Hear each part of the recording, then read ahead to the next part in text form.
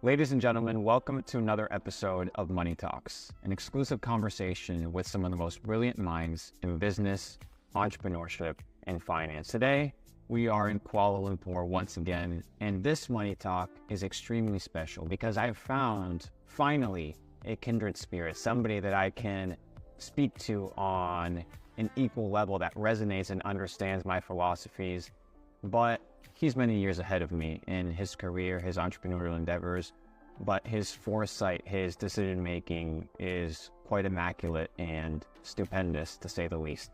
Today, I am with Satya Narjadin, a serial entrepreneur with over $700 million in sales and an absolute boss with over 55 countries traveled, a family man, and an individual that I highly respect. So without further ado, Thank you, brother. Nice to meet you again. Satya, it's good to see you. I met you in California. That's right. Steve Tan invited me out to come hang out with the crew, so I was able to have a good time, get to know a little bit about you, and I was really intrigued because you're not a man of social media, even though you had a little profile, it's more like for your family or friends. So I really wanted to take some time and be able to dive into your mind, dive into your story as a student, and people just happen to have the benefit of listening to you as well. I want to take it back to kind of like your origin. I know you come from a family that, had their own company and things of this nature, but that doesn't necessarily mean that you had everything served to you on a silver platter. That's obviously many times a misconception, just because somebody in your family runs a business doesn't mean that they support you or that they're going to lay that up for you. So give me a little bit of introduction into your entrepreneurial journey, brother. Well, basically, like Luke was saying, I started in a family business, right? So I graduated from university in the US, came back to help in a family business, absolutely hated it, simply because I was the youngest of three brothers, right? And I don't know whether you know how patriarchal Chinese families are in terms of the business structure and family structure. The firstborn gets everything? Pretty much, yeah. So not just everything, but all the responsibility goes to the firstborn also, right? And so the hierarchy is kind of set. So I used to laugh because business meetings became more like family meetings because everyone in my family is involved. And because I have my father, my mother, two older brothers, and then me, so any decision that I make was just about the family dog. So, it's... You were the black sheep, always the last decision. Right. It didn't matter what your expertise were. The value of your opinion on the ladder didn't really... Absolutely. Seniority. And it was absolutely, how do I say this now? I mean, I absolutely hated it, and I just couldn't wait to get out. So the opportunity kind of presented itself around 2003, 2004. My father decided to purchase a land in Singapore, industrial property.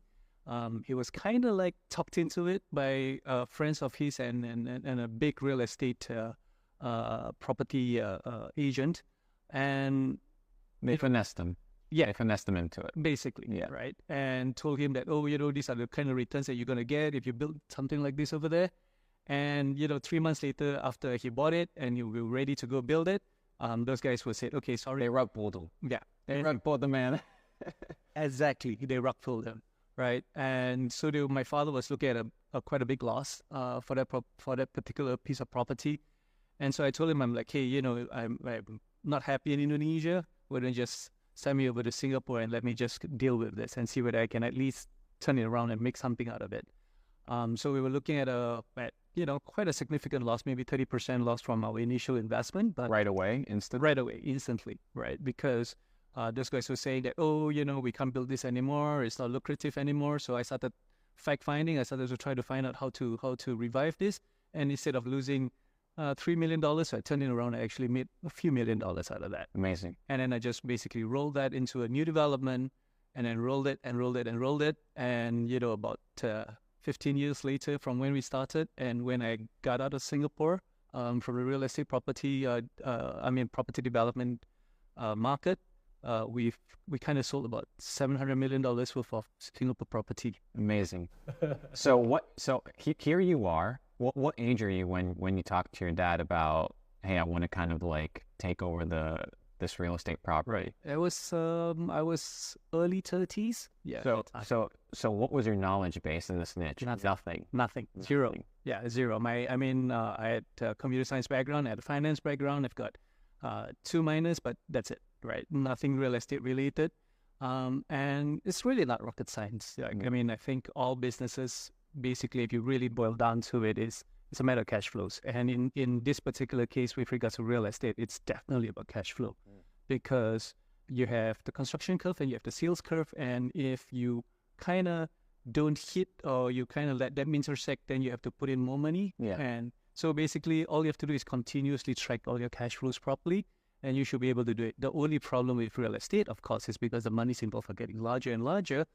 And if your cash flows, one bad project can wipe out all the profits from your previous 10 projects. Done. So tell me a little bit about that. So you make $4 million profit on the first flip, but a lot of entrepreneurs, they make the first $1 million, $2 million, $3 million, even if it's profit pooled or shared with your initial investors, whatever it may be. You still had a take home. Yep.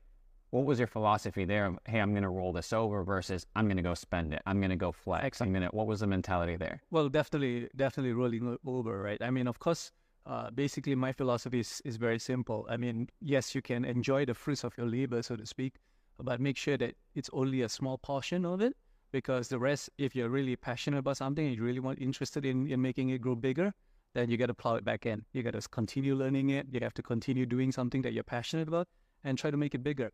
It's only when the passion gets out of it, then that's when you want to get out completely. Is there